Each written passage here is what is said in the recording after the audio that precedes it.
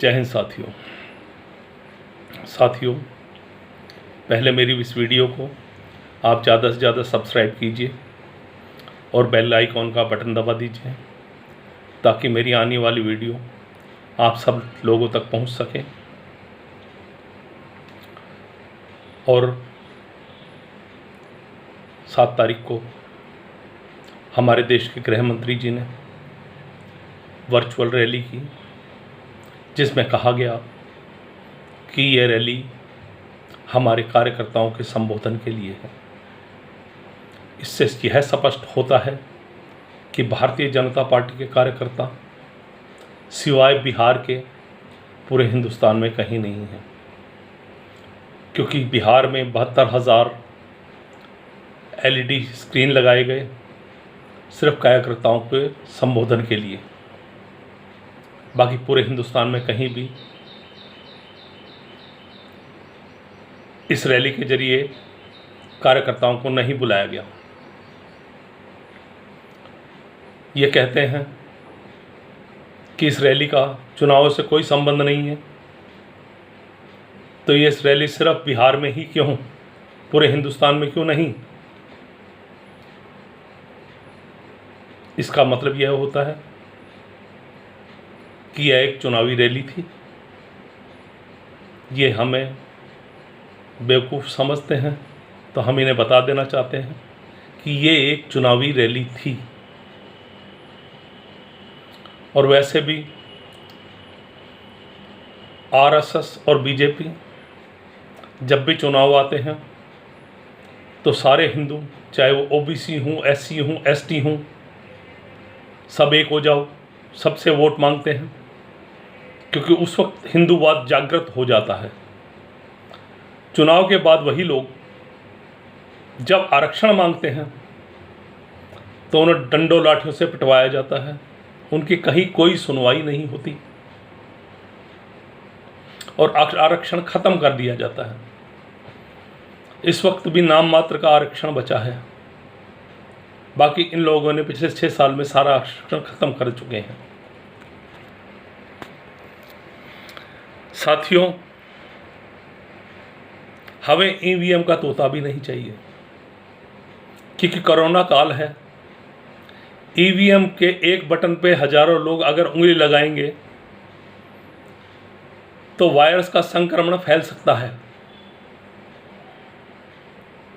इसलिए हमें अपने पुराने तरीके से ही मत का प्रयोग करने दिया जाए। ये मेरी चुनाव आयोग से इल्तिजा है, और अगर चुनाव आयोग ऐसा करने में असमर्थ होता है, वो नहीं कहता कि मत से चुनाव ना हो, EVM से ही हो, तो ये सारी मिली भगत और सांठगांठ है। अतः हमें इस ऐसे चुनाव का बहिष्कार करना चाहिए, क्योंकि इस तरह के चुनाव से मन में संशय रहेगा ही कि हमने तो वोट नहीं दिया था, जीत कैसे गए। तो हम उस संशय को निकालकर मतपत्र से चुनाव करवाना चाहते हैं। अतः मतपत्र से चुनाव हो,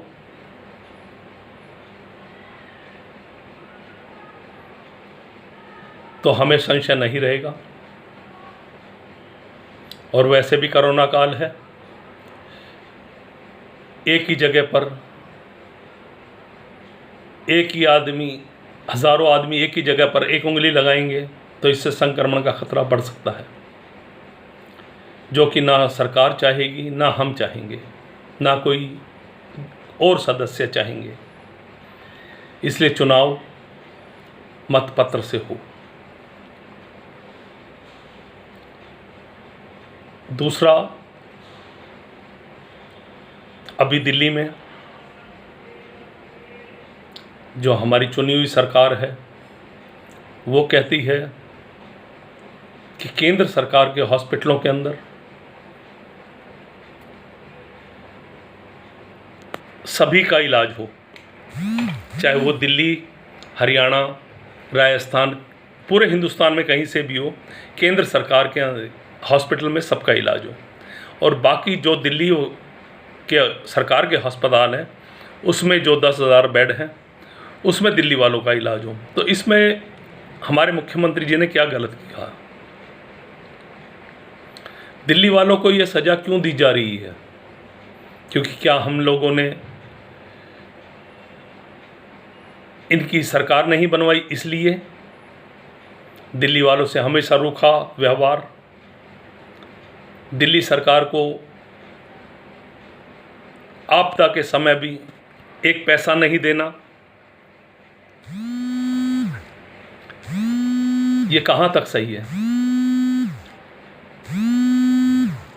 अतः मैं आपसे गुजारिश करता हूँ कि इस वीडियो को ज़्यादा से ज़्यादा लाइक और शेयर कीजिए। जय हिंद।